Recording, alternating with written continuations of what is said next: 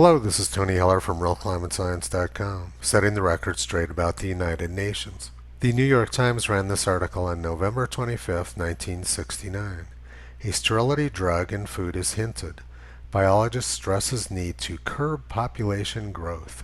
A possibility that the government might have to put sterility drugs in reservoirs and in food shipped to foreign countries to limit human multiplication was envisioned today by a leading crusader on the population problem.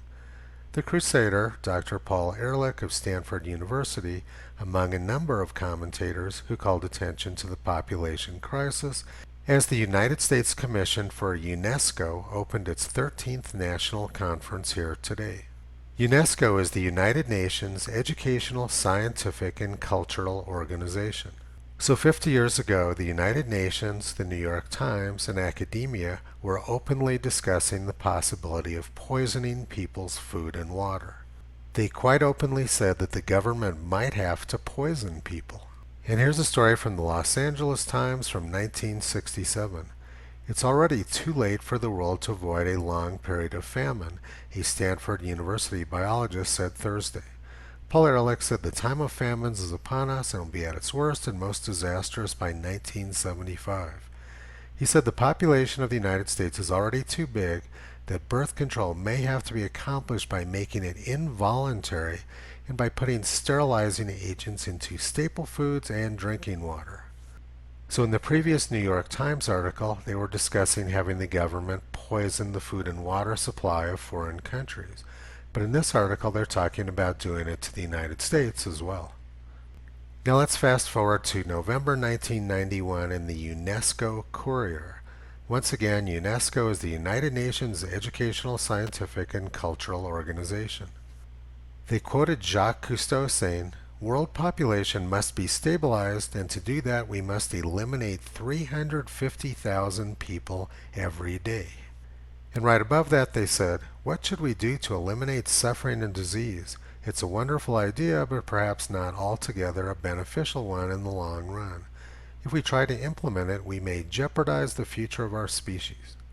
Now let's fast forward to November 2019, which is 50 years after the New York Times article calling for poisoning the food and water supply. There needs to be far fewer humans on the planet. We declare, with more than 11,000 scientists signatories from around the world, clearly and unequivocally that planet Earth is facing a climate emergency. So once again we see the same collaboration of the press, academia, and the United Nations pushing for far fewer people on the planet. My philosophy is that it's very important to listen to what people are saying and take them seriously. I'm an historian and I'm also a Jew.